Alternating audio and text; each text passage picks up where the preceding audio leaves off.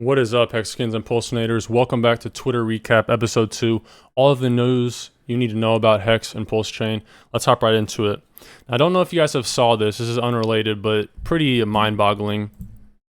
Basically, someone faked being President Zelensky, the president of Ukraine, and was able to get on a video interview with Christine Lagarde, the president of the European Central Bank. And in this, she admitted that CBDCs will be used to control payments. Take a listen. Well, I have a question about. I'm also a good user of electronic money. So my question: you're introducing the electronic euro, as I know. Yeah. So yeah. How can switching to an electronic currency help? Well, two things. Number one, it will be decided in October. So we are preparing the ground. We want to be ready. We want to be trained, but it will not be decided until October 23. Mm-hmm. The reason I'm personally convinced that we have to move ahead is a situation like the one we are in now. We are dependent on the supply of gas by a very unfriendly country. I don't want Europe to be dependent on an unfriendly country's currency. For instance, I don't know, the Chinese currency, the Russian currency, the whatever, or dependent on a friendly currency, but which is activated by a private corporate entity like Facebook or like Google or anybody like. I'm user of Bitcoin too, so I had bought it when it started, and I hope that it also will work through the special system. And I know there are many protests in Europe against the electronic euro. What is the reason? It's the beauty of Europe. It has different positions. If you ask in Northern Europe, for instance, in the Netherlands, they're quite happy to see the e-euro coming. If you ask a young German man, he'll say, yeah, fine. As I said, I don't want Meta, Google, or Amazon to suddenly come up with a currency that would take over the sovereignty of Europe. I don't want a foreign currency to become the currency of trading within Europe. So we have to be ready. No, the problem is they don't want to be controlled. They don't want to. Yeah, but you know what? Now we have in Europe this threshold above 1,000 euros. You cannot pay cash. If you do, you are on the gray market. So you take your risk. You get caught, you are fined, or you go in jail. But the digital euro is going to have a limited amount of control. There will be control. You're right. There will be control, you're right. So I just thought that was interesting. It's pretty absurd that the head of the European Central Bank was pranked like this in a video chat. I'm not sure if they used artificial intelligence to sound like him or whatnot. So here is Richard Hart memeing. This is a picture of the Binance CEO.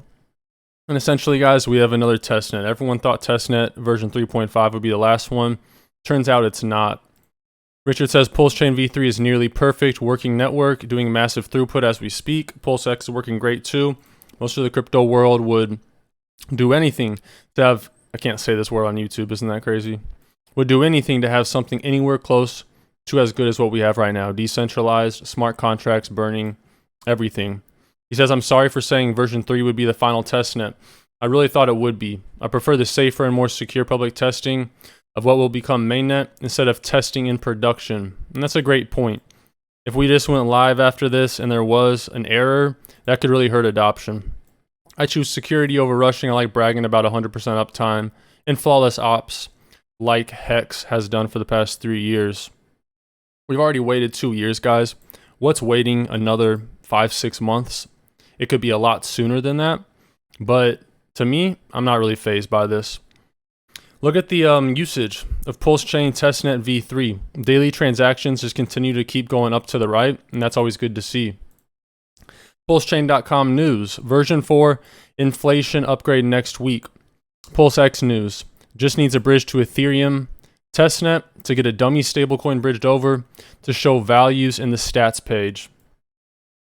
He says at launch, being a Pulsechain validator will mint you a larger percent of the network than validating on Ethereum. So it's going to be more profitable to be a validator on Pulsechain than it is on Ethereum. Pulsechain also has a 25% more burn and perhaps 73% less inflation. These new inflation patches will be rolling out next week in that version 4 testnet. A PulseX update.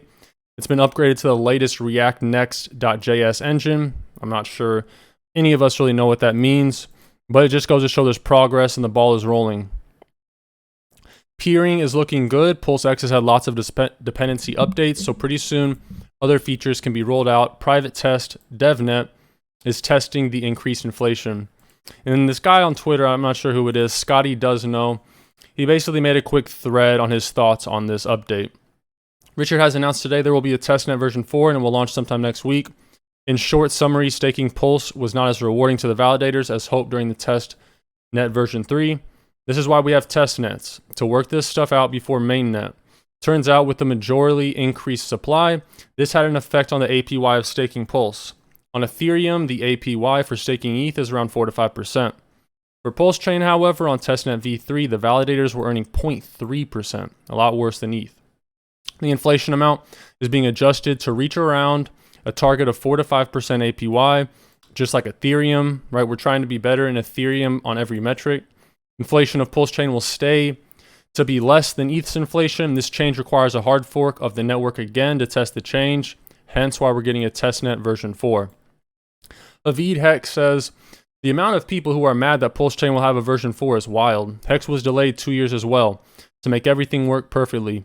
A delay should comfort us, not make us uncomfortable, guys. Richard Hart obviously wants 100% uptime. Again. Trayvon James says, Hex didn't have a sacrifice phase though, so it was easy to wait for. She says, true.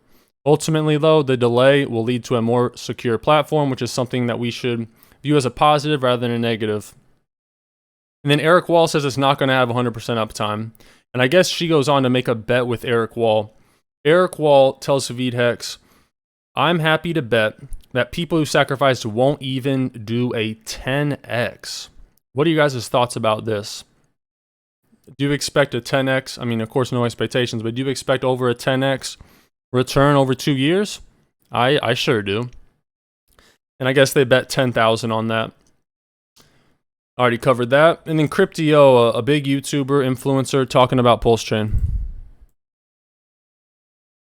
Our Pulsechain, give us an update in 30 seconds. If you want the shill, just look at the chart. The chart does enough. The Hex stuff just does not get enough credit, not only for how well it's performed, lack of any issues, always being up, doing exactly what it's supposed to do the entire time without any flaws as everything else caves. But there's a great ecosystem getting built on top. Some of the things that are there, NFT contracts that actually maintain ownership of some of these stake positions, you just don't see that kind of development in very many places. So Pulsechain is definitely getting close. They have the last version, testnet v3 is up. They'll have that huge airdrop, so everyone's going to get a chance to go in and play, but the testnet's there. So if you don't think the bull market's here, then this is the best game in crypto to check out the testnet, look at all these copies of coins, and start playing with some game theory.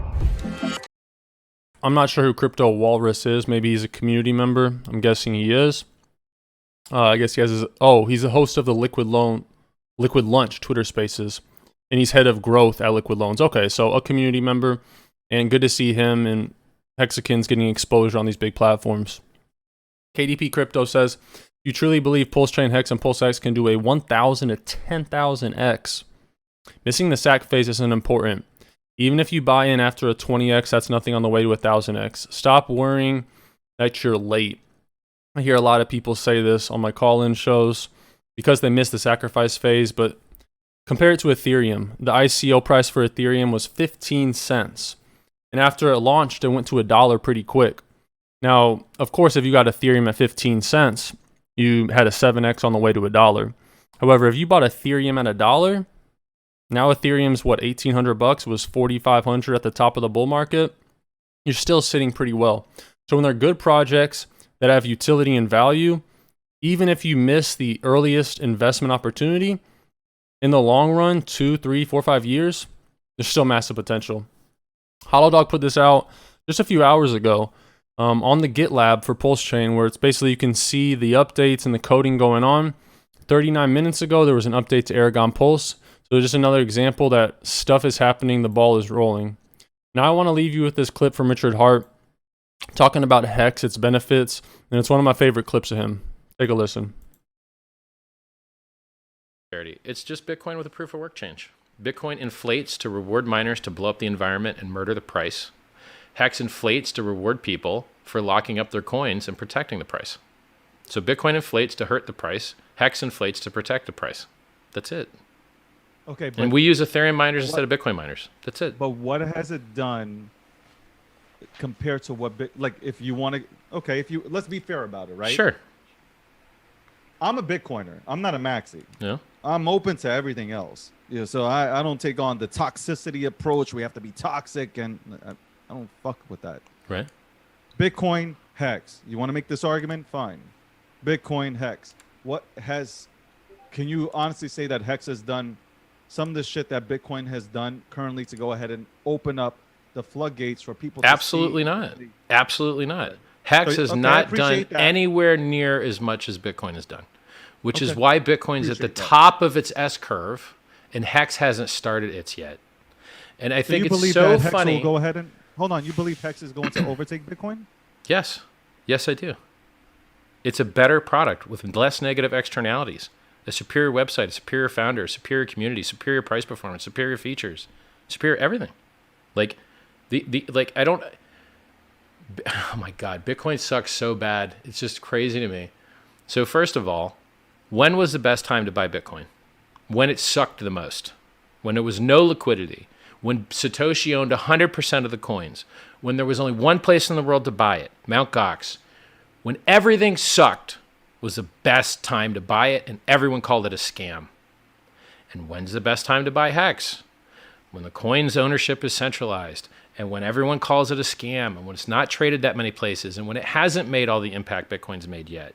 Because then everyone already bought, and then all they can do is sell, which is why the chart for Bitcoin sucks compared to everything. It's down for 5 years. It sucks. But people just don't update their worldview. You're holding the top of an S curve, but you don't realize it. You still think you're early. You're not early. You're late. It's over. Dunzo. I obviously have I disagree, but He makes a good point here.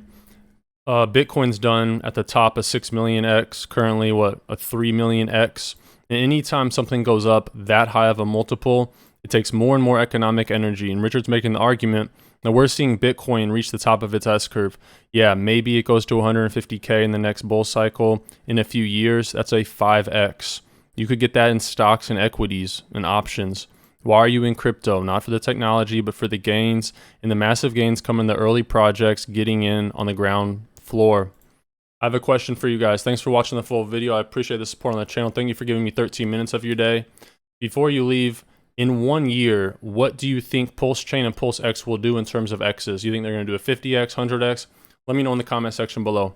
God bless you all, guys. Have a great day. Take care of yourselves. Take care of your families. Until next time.